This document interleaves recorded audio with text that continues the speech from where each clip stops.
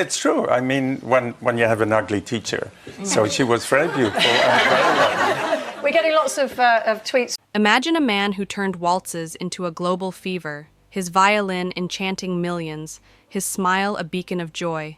André Rieu, the King of Waltzes.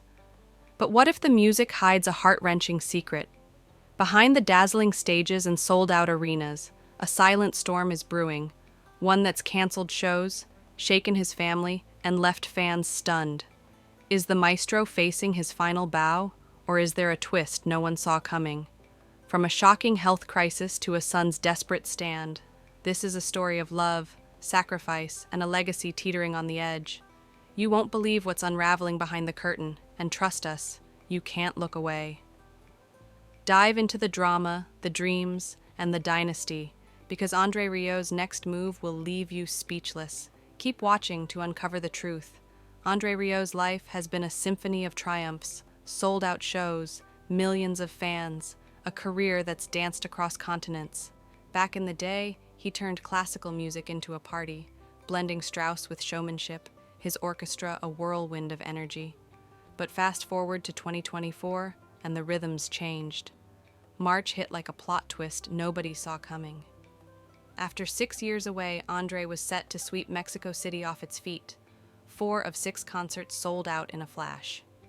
Then, bam, an acute flu knocked him flat. A 14-hour flight, a 7-hour time jump, and Mexico's sky-high altitude of 2,200 meters.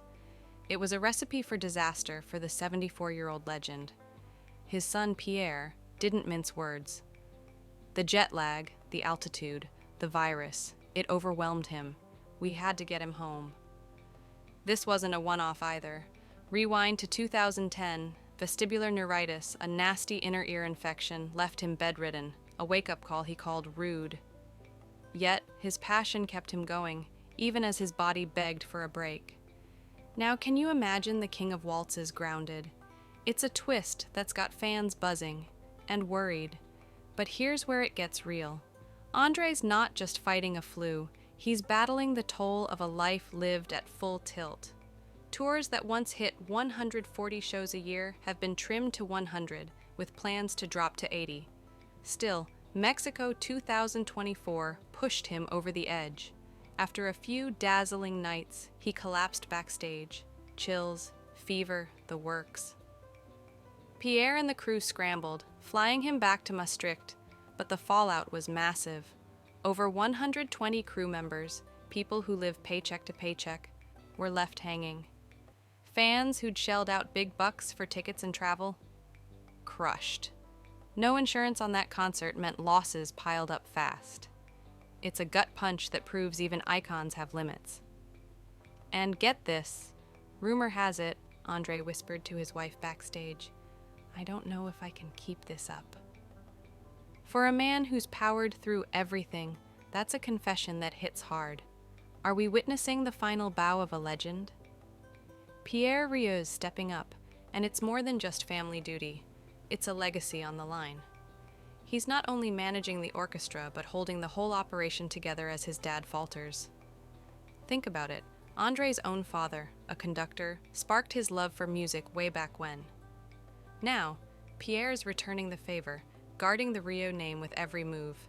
It's a beautiful full-circle moment, but it's bittersweet too. The whispers of a farewell symphony aren't just poetic. They hint at a handover, a son ready to carry the baton if the king can't. Crew member Donna Albertis felt the strain too, fatigue and nosebleeds in Mexico's thin air, while singer Emma's talked about the emotional crash of canceled shows. This isn't just André's struggle. It's a ripple effect touching everyone around him. How long can this dynasty keep dancing? Now let's talk money and glamour, because André's built an empire that dazzles as much as his music. His tours rake in millions, fueling a lifestyle that's pure Hollywood. Cars? He's got a Bentley Continental GT purring in the garage and a classic Rolls-Royce Silver Cloud that screams old-school luxe. His wrist flashes with a Patek Philippe Nautilus and a Rolex Day-Date, timepieces for a man who's mastered timing. But the real crown jewel? His 15th century Castle de Torrentiers in Maastricht, a $10 million masterpiece with gardens and a chapel where he unwinds with his wife, Marjorie.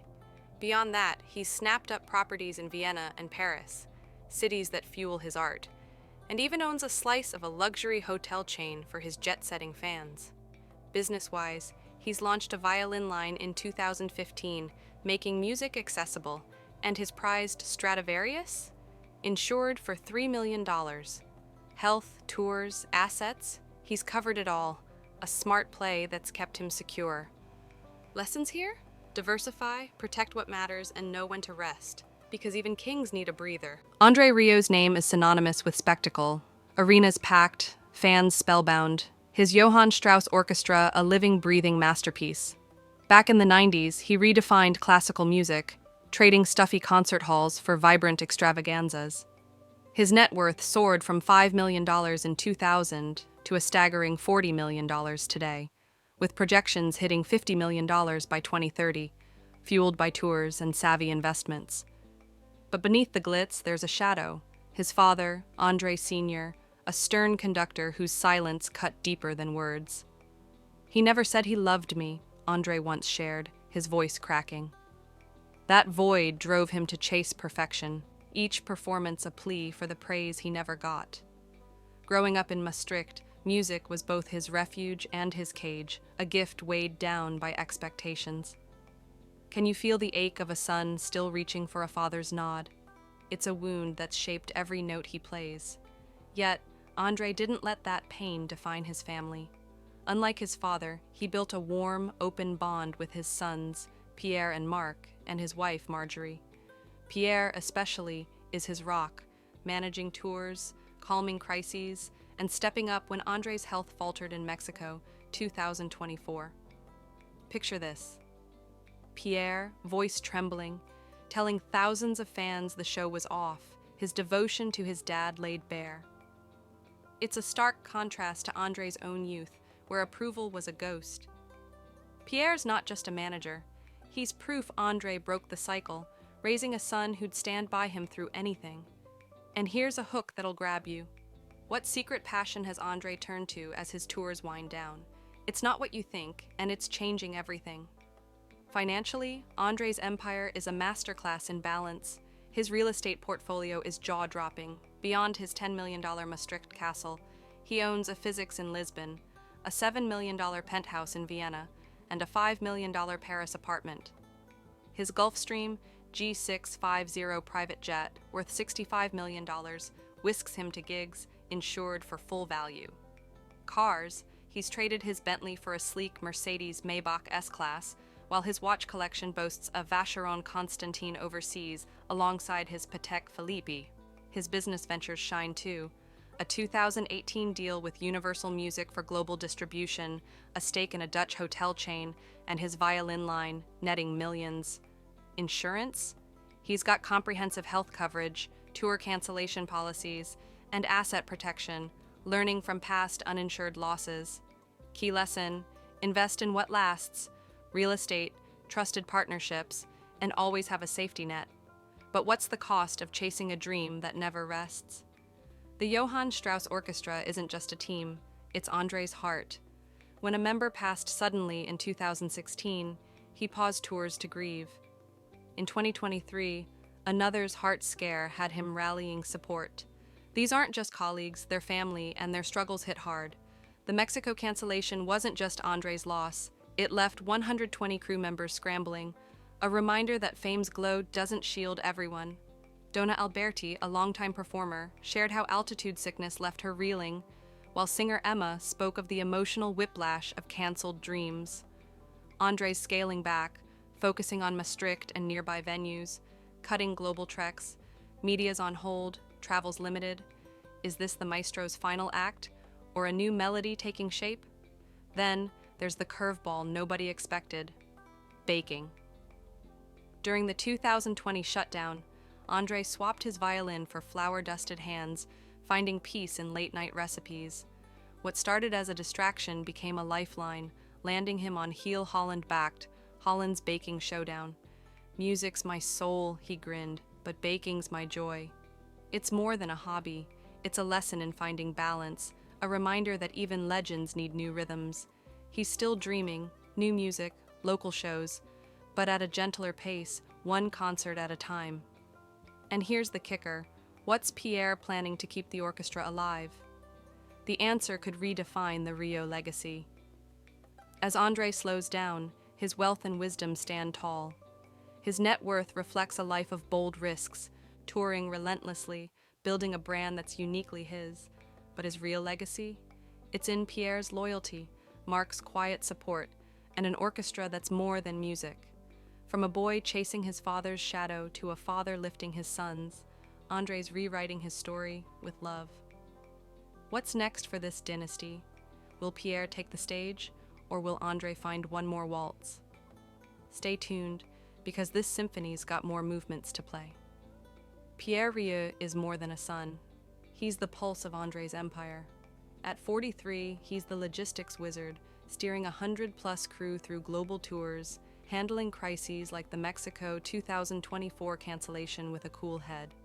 When André's flu grounded him, Pierre faced the world, his voice steady but heavy, explaining why the show couldn't go on. "I've always loved working with him," Pierre once said, admiration shining through. It's not easy living up to André's sky-high standards. Every detail, from lighting to travel, has to be perfect. Yet Pierre thrives, earning his father's trust to make calls that ripple across revenue and fan expectations. Imagine the weight of that responsibility. Can you feel the pressure of holding a legend's legacy together? Their bond is a masterclass in mutual respect, a far cry from André's own childhood, where his father's silence left scars. Pierre's not just keeping the orchestra afloat, he's ensuring his dad's dream endures.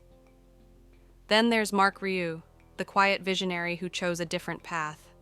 While Pierre embraces the spotlight's edge, Marc, 40, paints in shadows, his canvases alive with moody landscapes and introspective hues. Trained in fine arts and art history, his work graces galleries in Amsterdam, Paris, and beyond, earning praise without leaning on the Rieu name. Creativity runs in his veins. André's flair for music finds a new Marc's art, echoes his father's passion, but in a quieter key. He shuns interviews, preferring privacy over fame, yet his bond with André is warm and deep. "I'm proud of both my boys," André beams, unbothered that Marc sidestepped music. Why did Marc choose art over the orchestra? It's a question that reveals the Rieu family's core, freedom to forge your own path, a gift André never got from his own father. André's upbringing was a tug-of-war between discipline and dreams, shaped by a strict conductor father who withheld praise. That absence fueled André's drive, but also his vow to be different. He and Marjorie shielded Pierre and Marc from the spotlight, letting them grow without the weight of fame. Family dinners, shared laughter, and unwavering support defined their home, a sanctuary amid André's whirlwind tours. Success, to André, isn't about his sons mimicking his career. It's about their happiness, their closeness, the love that binds them. In a world obsessed with celebrity kids chasing clout, the Rieus stand apart, their privacy a testament to André's values. What kind of legacy does a man like André leave? It's not just music, it's a family that thrives on loyalty and heart. Speaking of heart, let's talk about Marjorie, André's anchor since 1975. They met as students in Brussels, sparks flying over shared dreams. Married that same year, Marjorie became more than a wife. She's the orchestra's manager, a composer, and André's creative muse. Their 50-year partnership is a powerhouse of mutual respect and ambition. "She's my everything," André says, crediting her for turning his vision into reality. Marjorie's savvy keeps the empire humming, from tour budgets to music arrangements. Together, they've built a life where work and love intertwine, a rare harmony in a chaotic industry. How did their love story shape André's music? It's the melody behind every waltz, the reason he's still standing. The Johann Strauss Orchestra remains André's extended family, but recent struggles have tested them. Crew member Donna Alberti's health scare in Mexico echoed André's own, while Emma's canceled shows left emotional bruises. Pierre's now planning smaller, local gigs to ease the strain, a shift that's both practical and poignant. André's health, still fragile, limits his reach, but his spirit burns bright. Financially, the Rios are solid, $40 million net worth, real estate spanning Maastricht to Vienna, and a jet insured for millions. But the real wealth? It's Pierre's dedication, Marc's art, and Marjorie's steadfast love. Lesson learned: invest in people, not just portfolios. What's next for this family? Will Pierre lead the orchestra into a new era? The stage is set, and the world's watching. André's life reads like a symphony, with every note hard-earned. Born in 1949 in Maastricht, Netherlands, he grew up under the shadow of his father, a conductor whose stern hand offered music but little warmth. Young André was a prodigy, studying violin at top conservatories in Liège, Maastricht, and Brussels, graduating with honors. But the classical world felt like a cage, stuffy, elitist, out of touch. He dreamed of music that sparked joy for everyone, not just the elite. In the 1980s, he scraped by playing in a salon orchestra, performing at small venues for modest pay, exhaustion his constant companion. Money was tight, gigs were grueling, and his vision of theatrical waltzes seemed a fantasy. Can you imagine betting everything on a dream the world called foolish? That's the fire that fueled André's climb. In 1987, he took a leap, founding the Johann Strauss Orchestra with just 12 musicians. The early days were brutal. André poured in his savings, took on debt, and faced skepticism from venues wary of his commercial style. Critics sneered, calling him a sellout for blending elegance with entertainment. Booking gigs was a battle, and financial stability was a distant hope. Then, in the early 90s, a recording of Shostakovich's Second Waltz exploded in the Netherlands, a spark that lit his path.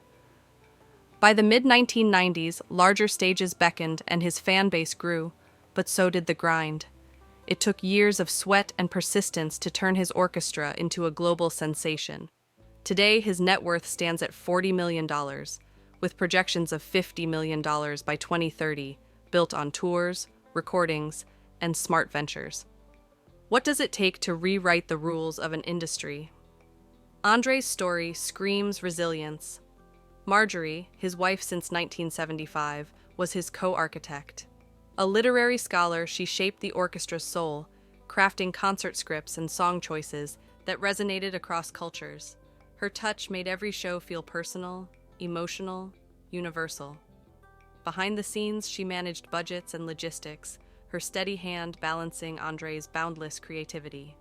Rumors of infidelity swirled during his touring peaks, but André shut them down, voice heavy with frustration.